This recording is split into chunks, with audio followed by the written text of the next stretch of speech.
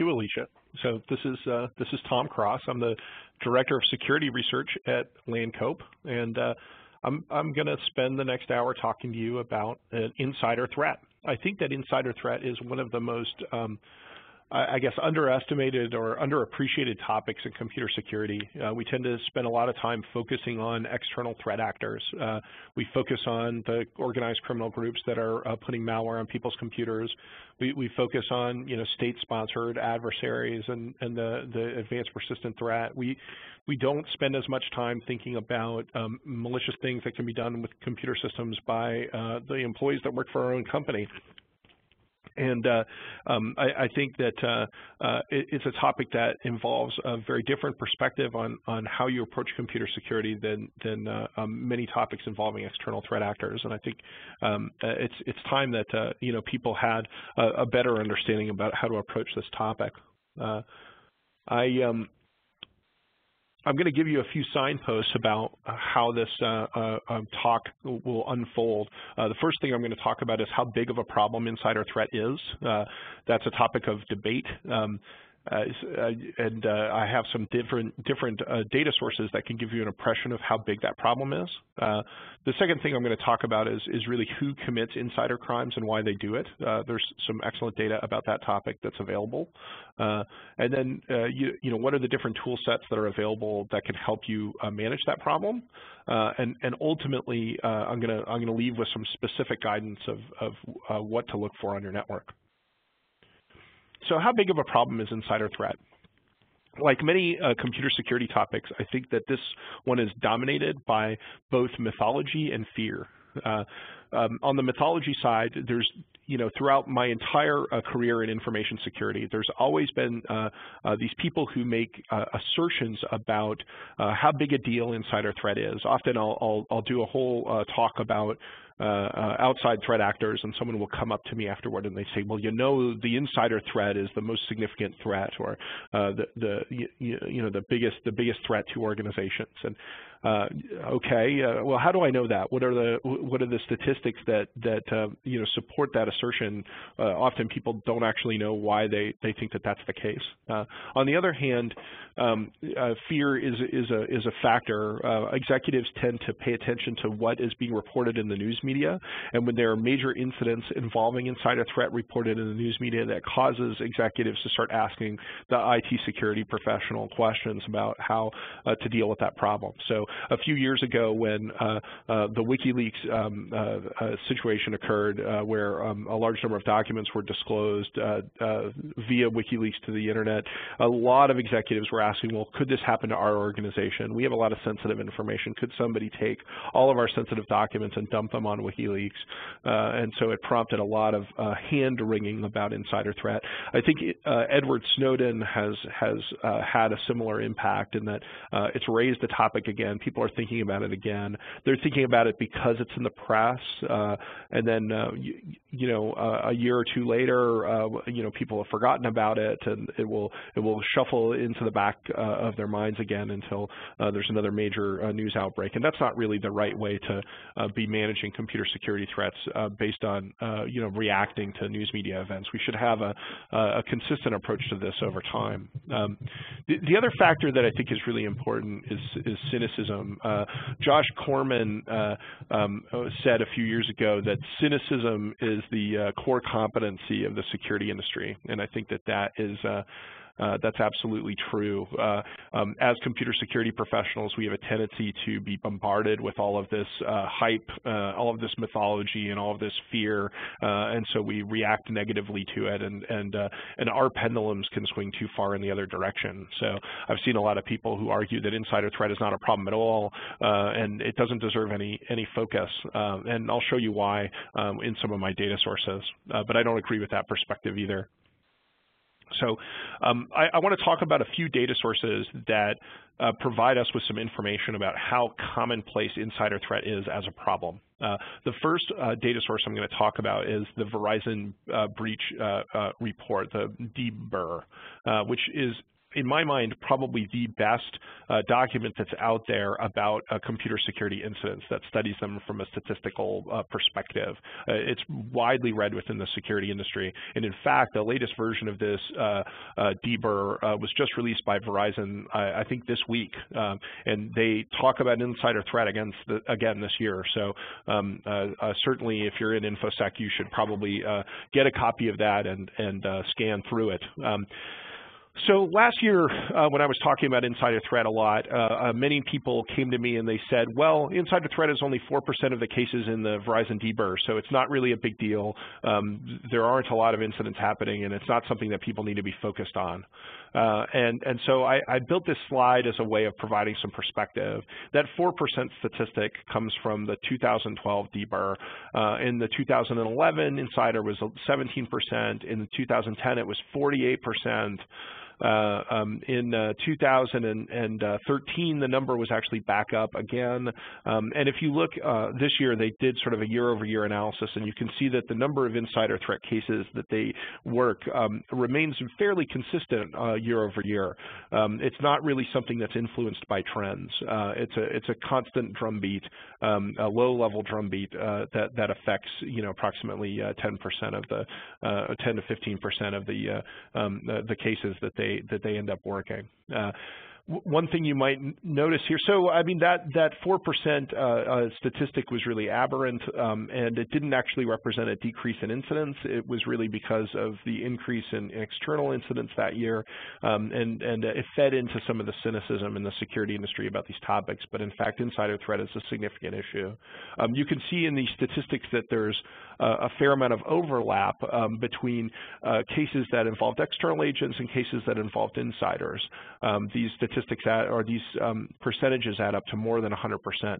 And the reason for that is that sometimes there can be collaboration between someone who works for your company and an outside attacker.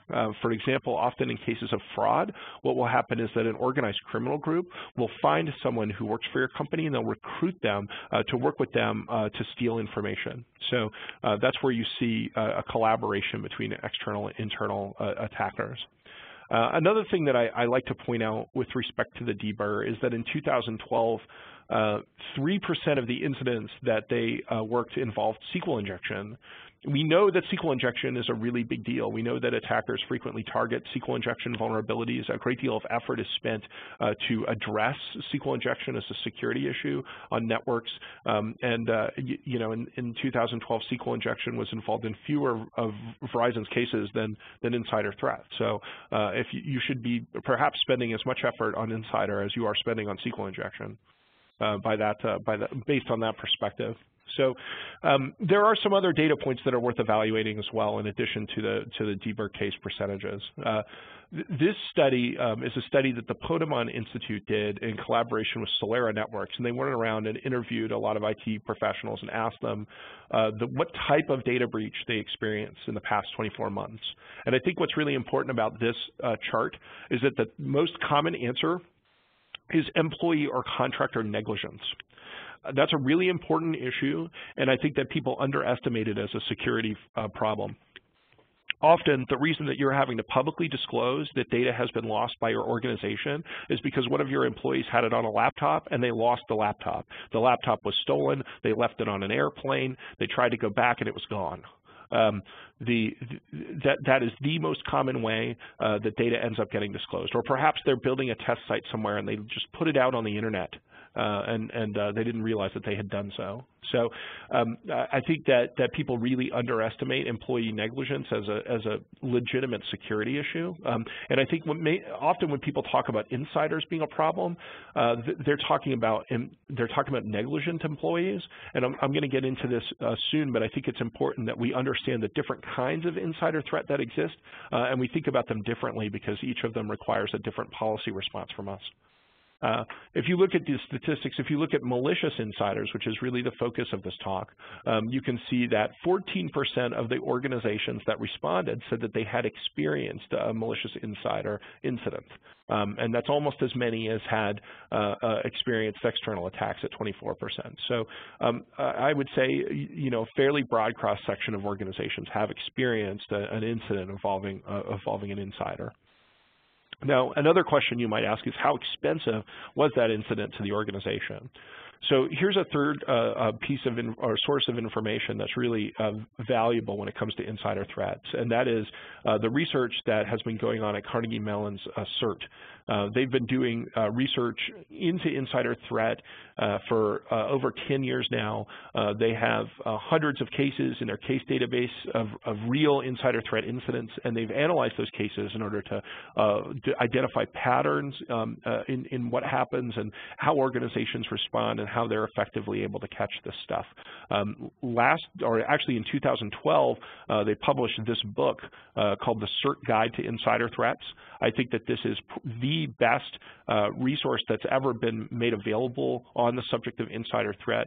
I've searched and looked at everything that's out there as best I can, and I'm most happy with this book in particular. I think because it's based on real data, real experiences with real incidents, and also because it provides a lot of actionable advice. And there's a ton of resources on CERT's Insider Threat website that augment this book that provide a lot of context and recommendations as well. So if you're interested in this topic, I highly recommend looking at this information. So if you look at their data, they actually look at the cost that these incidents had to the organization. And what's interesting about that data is that there's a big difference between the average cost and the median cost.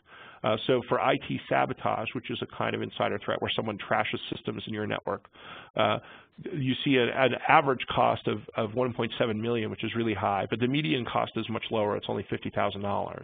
The same thing for IP theft.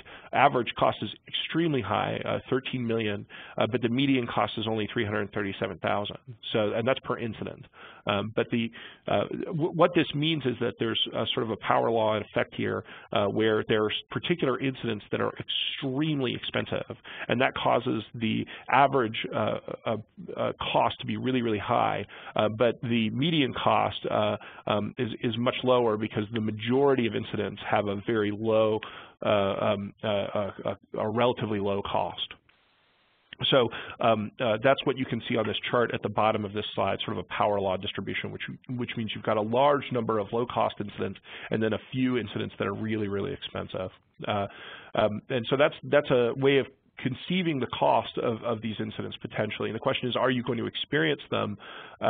Well, they don't occur as frequently as external attacks, but many organizations face them.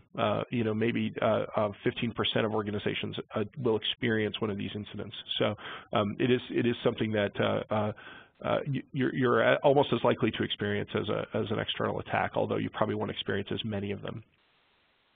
So that gives us hopefully a sense of how widespread insider incidents are and how likely we are to experience them and what kind of impact they're likely to have in our organization. There's another really important issue that I need to bring up here, and that is the APT.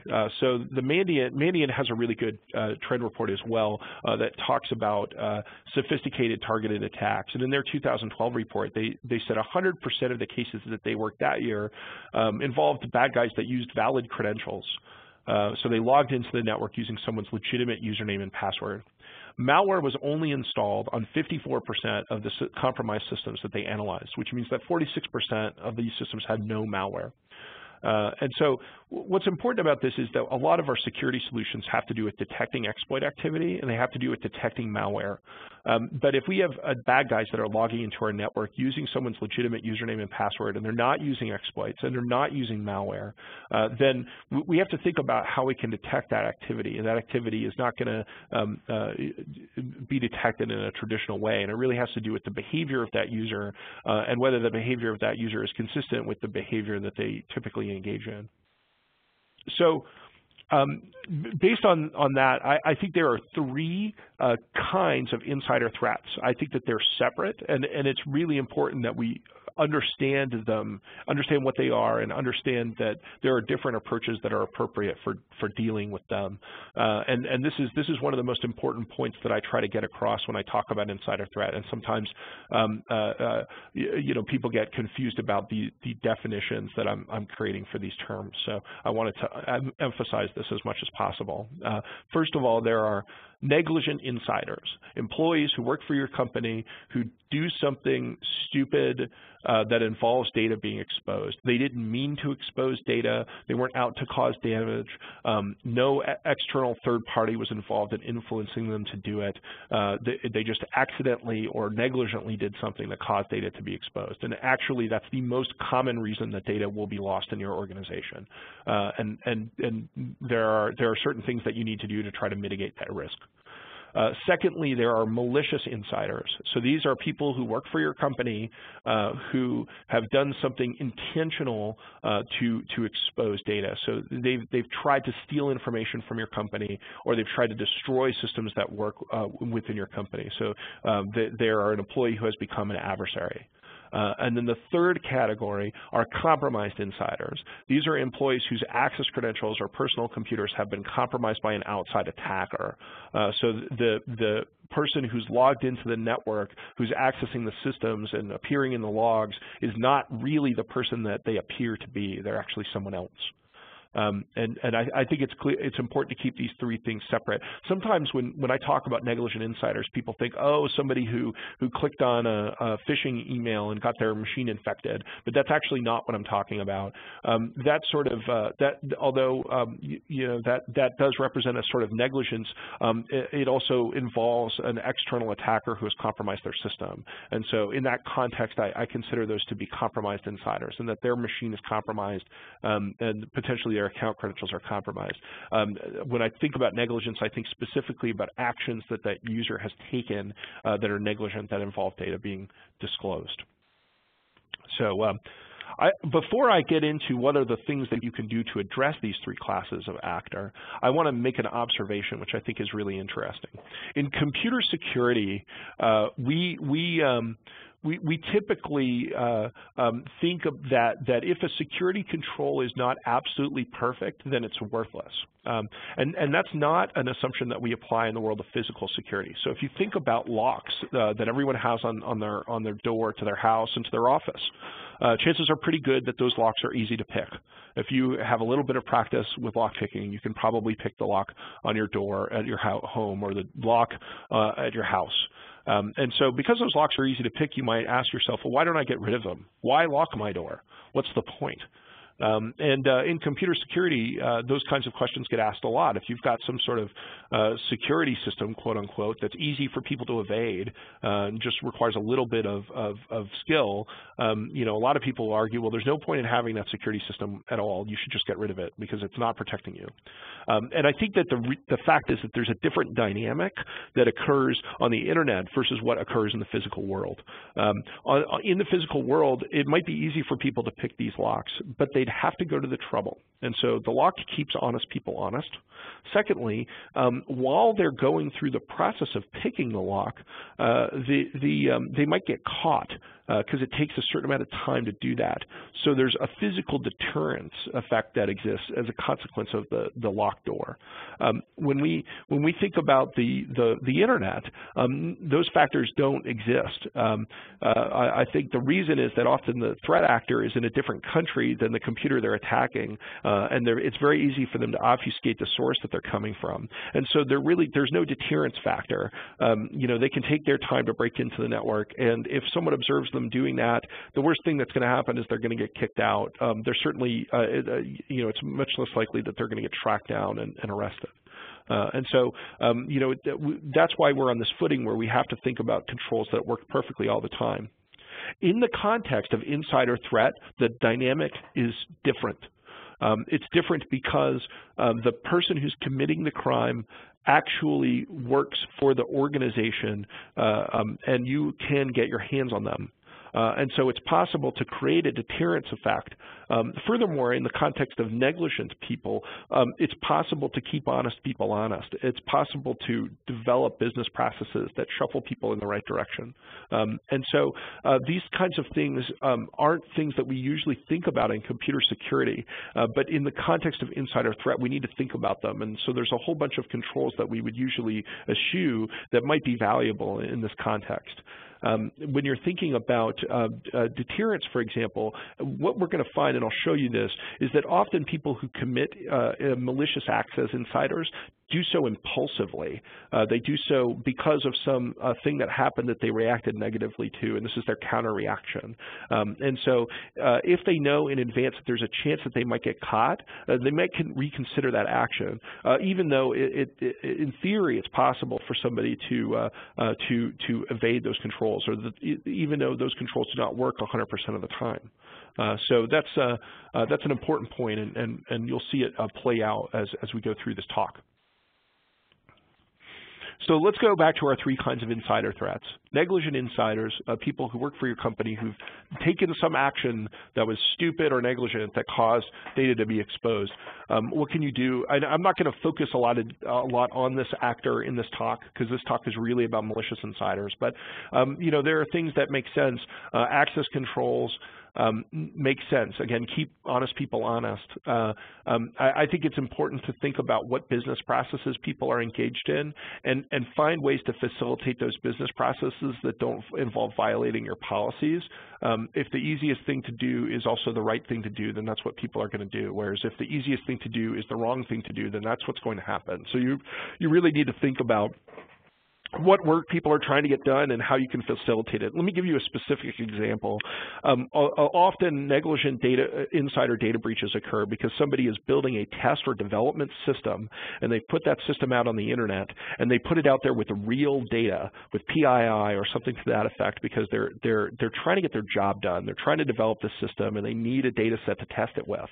And so if you realize that kind of thing is happening in your organization, one thing you can do to be helpful is, you know, A, put a lot of controls around getting access to the real PII, and then B, provide test data sets that developers can work with that are formatted in the same way, that have dummy data in them that you don't have to worry about. And so if you're a developer and it's easy for you to get access to these test data sets and you can use them to do your testing, then that's what you're going to do. And so the risk that you're going to take real data and put it in a development system that hasn't been fully scrutinized from a security perspective, it becomes much, much lower. And that's what I'm talking about. It's about identifying opportunities to keep honest people honest. This is a place where encryption of data at rest is really important. If that laptop gets stolen or lost, you want to make sure that the data on it is not exposed, and then it's just, you know, a $1,000 laptop and not, you know, $3 million worth of customer data. You know, education matters here. Anything you do to get people to be more conscientious, some of them won't learn, but some of them will, and so it's valuable to try to educate them about the issues. In addition, this is a place where DRM can be effective, and security professionals hate DRM because ultimately it's trying to solve a problem for which there is no real solution. It's not physically possible to prevent you from copying things with a computer. Computers are designed to copy things. But if you make it difficult, then people will only do it if they're highly motivated to do so. And if you're trying to prevent highly motivated attackers from accessing your documents with DRM, you're wasting your time, because they will subvert your DRM, they will get your content out, and they will use it. But if you're just trying to keep honest people honest, DRM may be effective in the same way that the lock on your house is effective, because it serves as a deterrent, and it makes it difficult, and it sort of drives people to take actions that are the right actions instead of the wrong ones. So that's negligence. Let's talk about malice. In malice, you know, we have the opportunity to engage in prevention. We want to make sure that there are good access controls. If as a particular person, if I have access to everything on the network, then that gives me an opportunity to do a lot of damage if I decide to become a bad person. You know, so really I should only have access to the things that I'm supposed to have access to.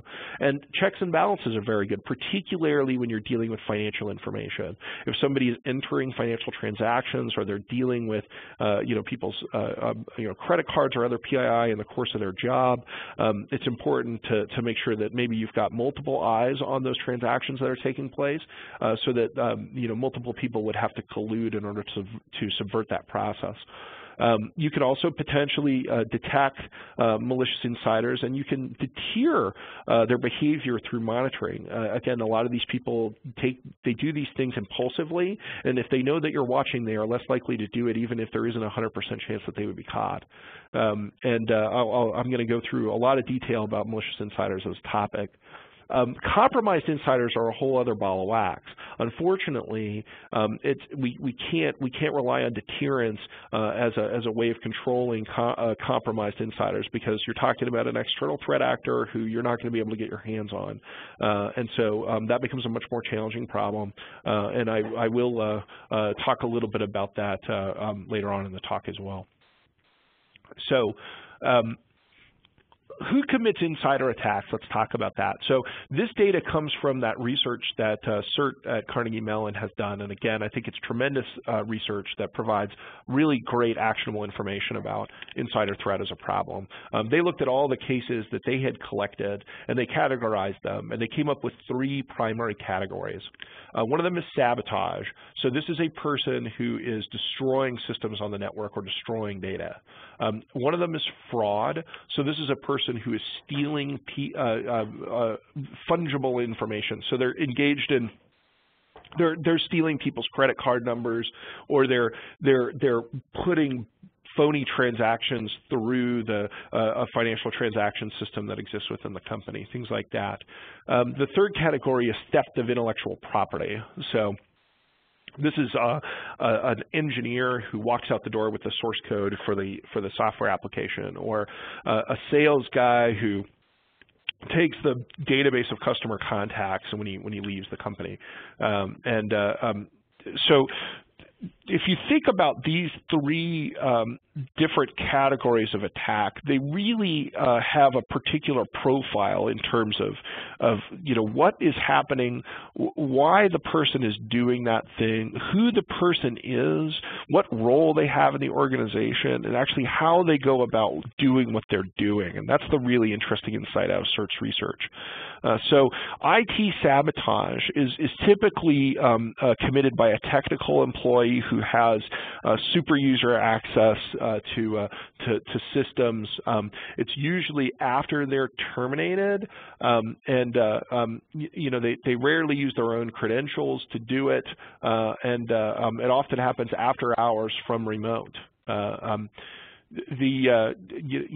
person who commits fraud for financial gain is often, has a data entry role in the company, or a customer service role, where they are dealing with customer sensitive information, but they're probably not a very technically sophisticated person. They do this while they're employed at the company, using their own access and their own credentials in order to steal the information during normal business hours. So the people who steal data for business advantage, again, it's often engineers or salespeople. Again, they use their own access while they're an employee, and do it during normal business hours. One key thing in all 3 of these cases is that what was used to, and I mean, these are all real cases where people were prosecuted. What was used to identify them, or how did they get discovered? The answer in each case is logs. That is how these organizations are successful at investigating these incidents in almost every case. So let's talk about logs. If we know logs are the key to investigating and identifying malicious insiders, we need to have them. And there's lots of different sources of logs. And I want to talk briefly about the different trade-offs involved in different kinds of audit trails that you can create of your environment. Firewall logs are a critical source of visibility. You should be an important question about firewall logs, though, is are you logging everything that goes across your firewall, or sometimes people only log messages that they deny. And so if you're talking about an authorized user who's supposed to be there, then their accepted accesses might not be logged by the firewall. Internal and host IPS systems provide a lot of visibility within the internal network. However, there can be visibility gaps in cases where there are internal systems that don't have the IPS system deployed for one reason or another. The other thing about, so a lot of people send all their logs into a log management solution or a SIM, and this is important to do. It's probably required from a compliance perspective. The important question is, again, are you seeing everything? Are there things in your environment that you're missing from a log collection standpoint? Sometimes it's hard to keep everything configured to send logs to the SIM. And the other issue is that you can only see what gets logged.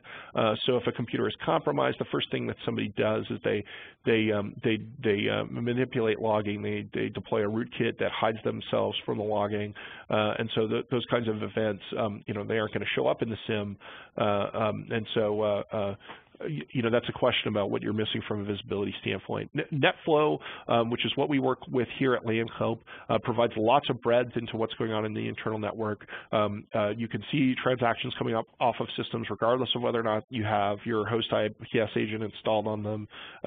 And you can store a lot of NetFlow for a long period of time. Full packet capture is also a really powerful source of internal visibility. It provides you with a complete record of everything that happened on a particular part of your network. But the problem with full packet capture is that it's expensive. It can be difficult to store long histories of full packet capture in your environment. And that's what I'm talking about when I get into trade-offs. In terms of NetFlow versus full packet capture, you get a lot more richness with full packet capture, but it becomes very expensive. You got to have a lot of disk. NetFlow allows you to store longer histories, but of course, you have less information. So what's the sweet spot regarding the richness of information versus the cost of storing it? I think that breadth versus depth is also an important issue. Typically people deploy a packet capture solution at the interface between their network and the internet, and they collect that stuff moving, north south is what they say. Same thing with firewall logs. Your firewall is probably at your north south interface between your network and the internet. And you'll get logs of that activity. But what about the transactions that are happening between these individual systems back in deep inside your internal network? Your firewall is not going to see those transactions. Your full packet capture solution isn't going to see those transactions. It can be valuable to get visibility into all those nooks and crannies, particularly when you're talking about insider threat. I talked a lot about the disk space trade-off, so I'm going to skip this slide. The other issue is how much information are you recording, and does it become a liability in and of itself? If you're recording full packet capture, then there might be PII that gets stored in those packet captures. Then you have to ask yourself who's got access to them and how are we protecting them? And so it becomes another asset that could be targeted. So, here at Landcope, we deal with NetFlow, and I think that NetFlow addresses a lot of these trade-offs in a really good way. It provides that visibility deep into the nooks and crannies of your network. You can store the data for a long period of time. It provides an excellent audit trail of what has happened in your environment. It's not subject to being manipulated if a host is compromised because it's not dependent upon that host having the endpoint IPS installed or having logging correctly configured or logging everything correctly. It also provides an audit trail that does not contain PII, and so it doesn't become another compliance issue for your organization. Particularly when you're dealing with insider threat, it's useful to have more than just an audit of the transactions that are happening on your network, but what person is responsible for those transactions. With StealthWatch, it's possible to integrate identity information into the NetFlow that you're collecting in order to provide an audit trail, not just of network activity, but of people's network activity. We have two solutions that help solve that problem. One is the Landcope's Identity 1000, which is a platform for taking information from Active Directory, LDAP, or other authentication solutions and feeding them into StealthWatch and stitching those identities to the NetFlow that gets generated. Another solution that we have is the Cisco Identity Services Engine. That is Cisco's 802.1x authentication solution. Often you think of 802.1x authentication occurring exclusively in the wireless domain for access to 802.11 networks. It's a great solution for that purpose in terms of being able to keep track of keep track of who's accessing a wireless network, and if there's problems happening from a computer on a wireless network, you don't just know that, hey, there's this device that's somewhere on the 3rd floor. You know that it's Bob's iPad, and so you can quickly find Bob and get his iPad and figure out what's happening with it. But the other thing is that people are using 802.1x in their wired infrastructure as well to authenticate all of the accesses to their network. And if they do that and they bring it into ISE and they tie it to StealthWatch, they will have an audit trail of every person's access to their network and what network transactions were sent from those systems that they were accessing. So that becomes a very comprehensive audit trail.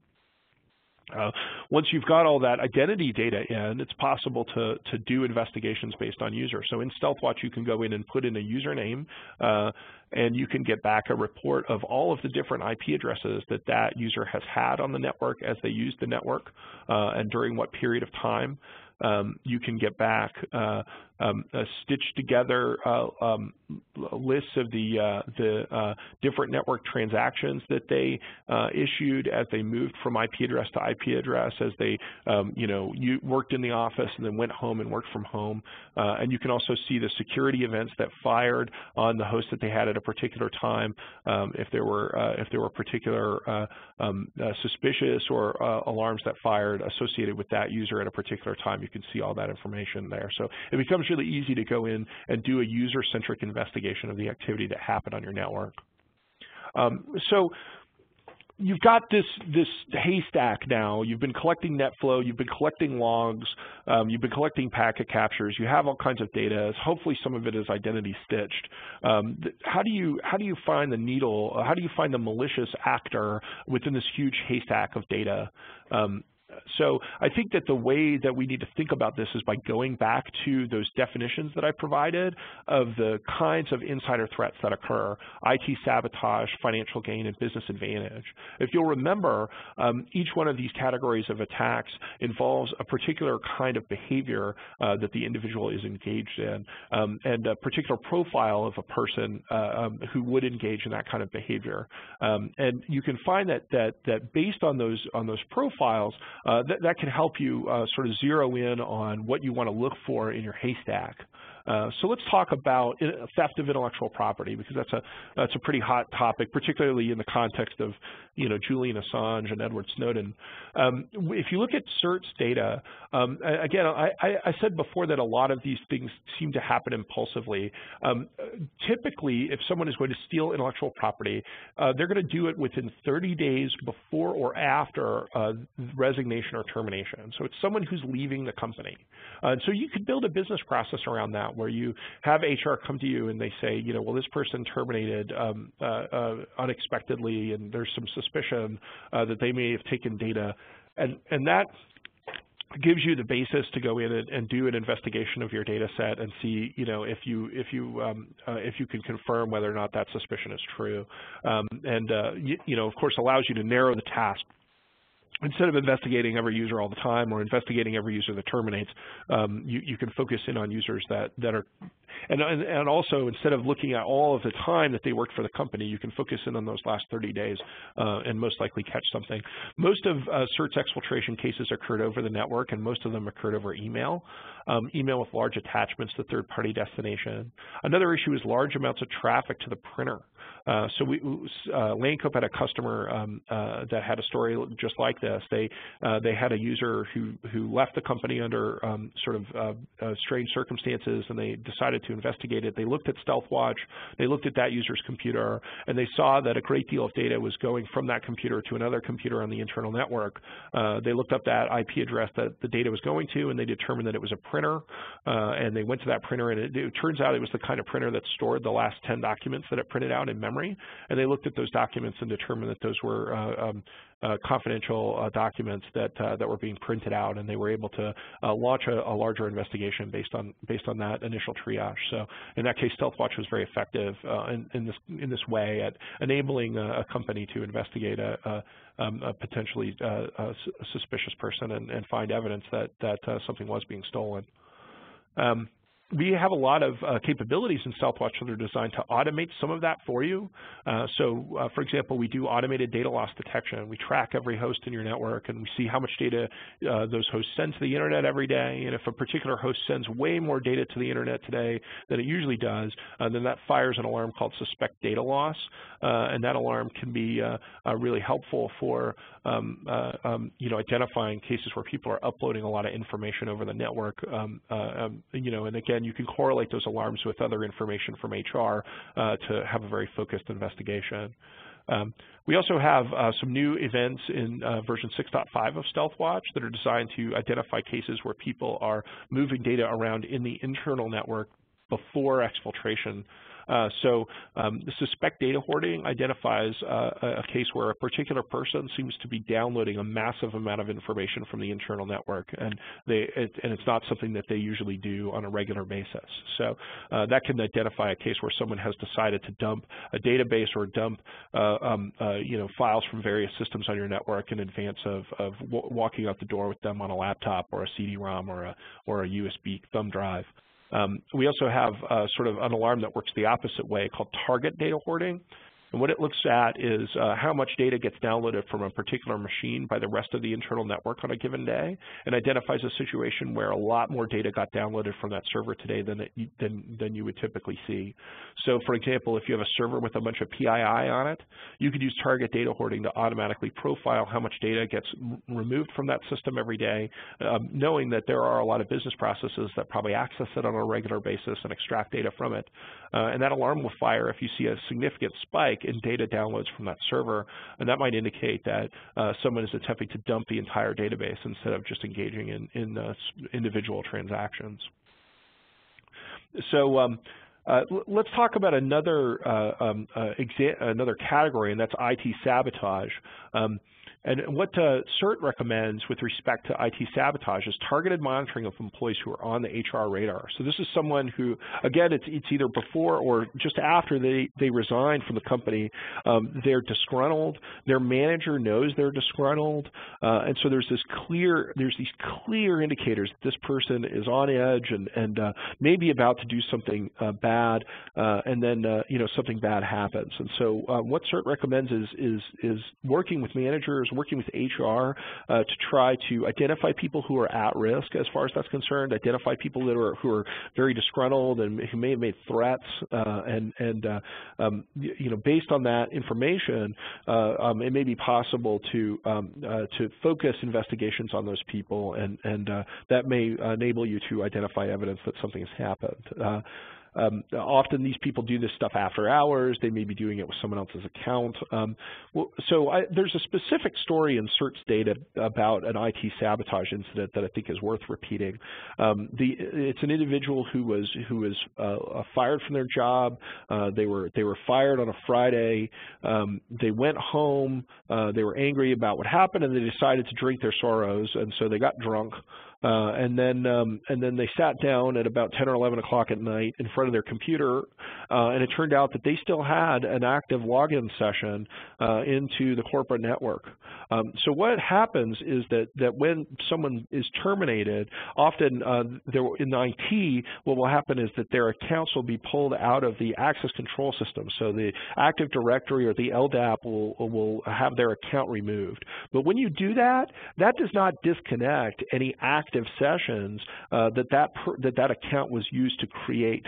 All it does is prevents new sessions from being initiated.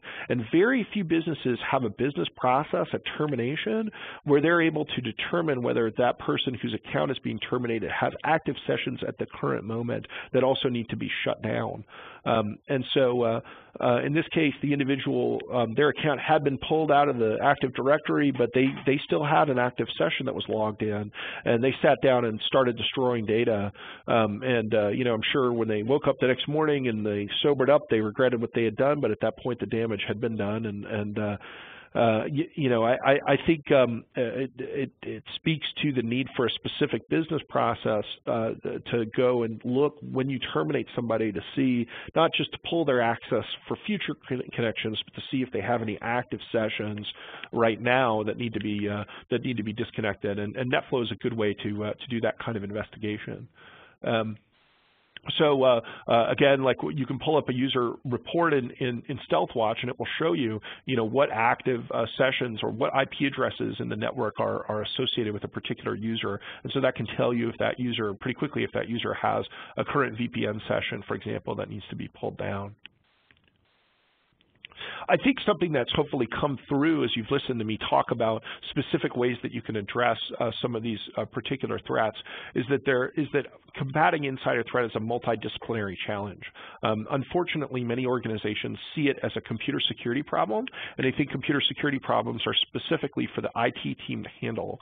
And in fact, because the perpetrator of these acts is often an employee, there needs to be a close working relationship between IT, HR, legal, and the management team of the company. First of all, often you want HR to be working with IT to identify people who have left the company, who are potentially disgruntled, who it makes sense to investigate. And you need to have legal involved for two reasons. The first reason is to ensure that your investigations are done for reasonable reasons and are consistent and fair. You don't want to be investigating everyone in your company or monitoring people on a whim. There needs to be a clear set of criteria that cause you to decide to monitor an employee's behavior, and those criteria need to be applied consistently. And legal can help define what those criteria are and ensure that they're being met when an investigation is authorized. And the other thing is that you want the legal department to be able to take action if you actually find that somebody has stolen data from your business or they have destroyed systems. You need to follow through. Otherwise, there really isn't any deterrent effect associated with doing these investigations in the first place. So, this sort of tight loop is really important, and it's important for businesses to understand this at a high level. This isn't just a technical issue.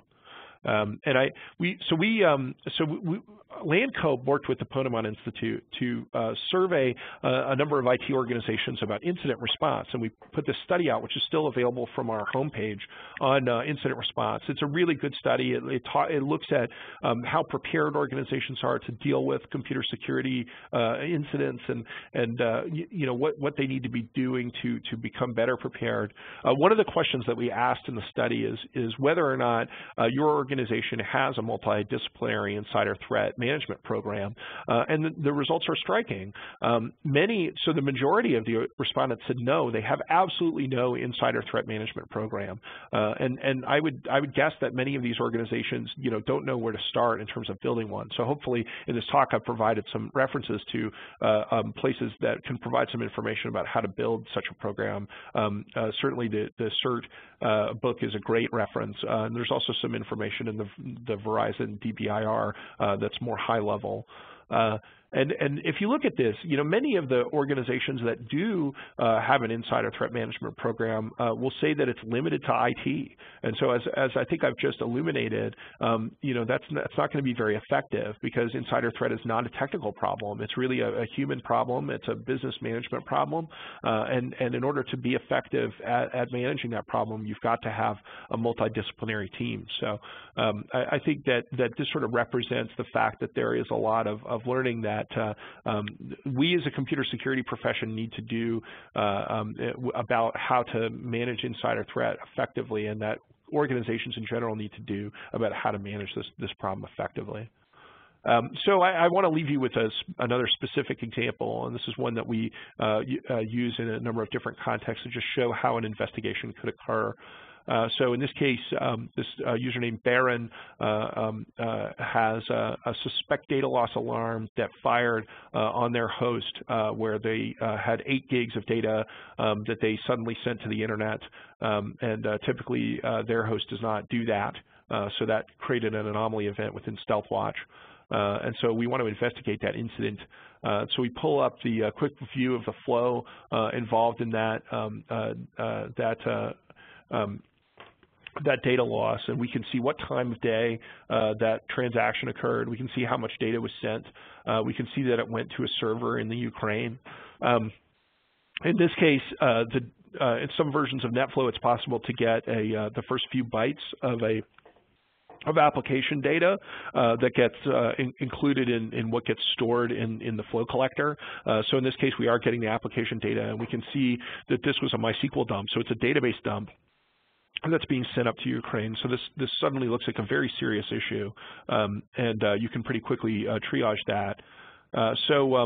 Let's start looking specifically at the different network transactions involved in Baron's machine, so we can pull back a flow table of those transactions. And we notice that there is this download of 10 gigs from a database server in Chicago.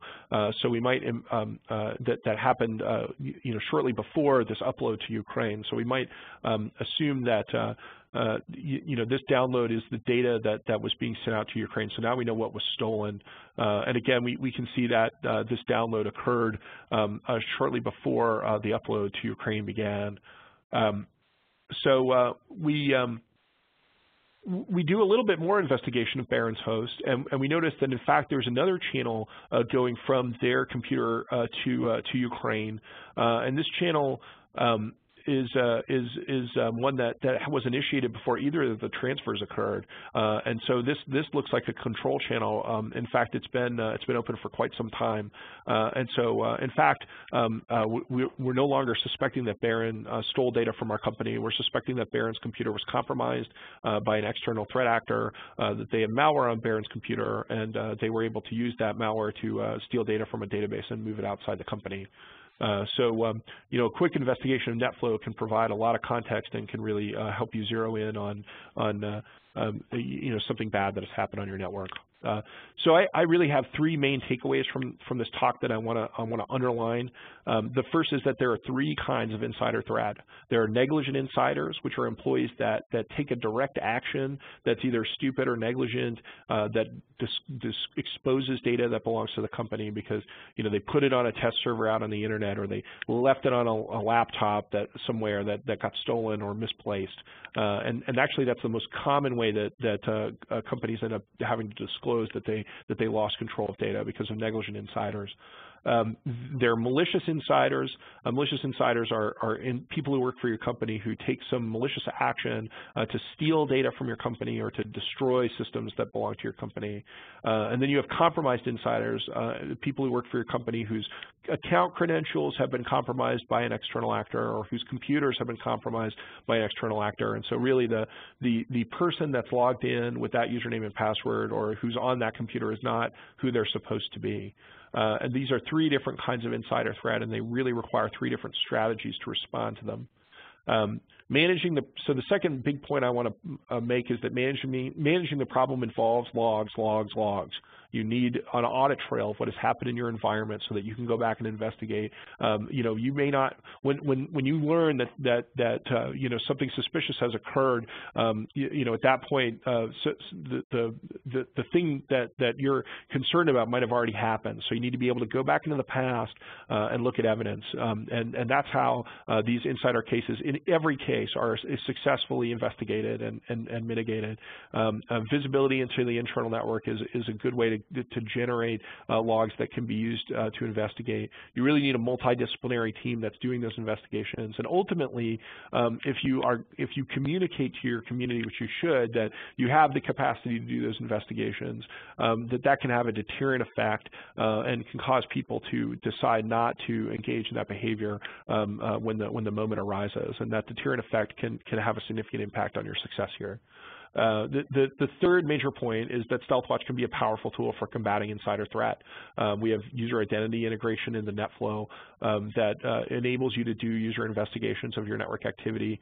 We can save lots of data about what has happened on your network, and we have automated detection that can identify situations that are suspicious. So we think that we provide a tool that provides a lot of visibility into what's happening in your internal network and what your users are doing, and that visibility is very useful for this purpose. So I really thank you for your time.